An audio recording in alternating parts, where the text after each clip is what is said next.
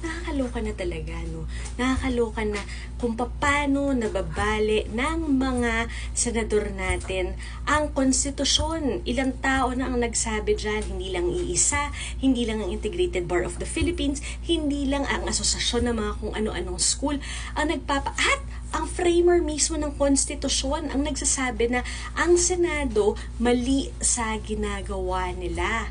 Hindi na tao ang pinoprotektahan, hindi na ang Pilipinas ang pinoprotektahan, pero ang mga Duterte, ilang tao pa ba, ilan pa bang mga tao ang kailangang pakinggan at magsabi ng mga senador na to? Hindi ba sila nahihiya?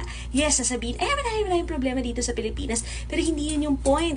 Maraming problema sa Pilipinas, dumagdag pa si Sara Duterte at dumagdag pa na hindi natin makakamtan ang hustisya habang pinapalusot nila yung trial na yan.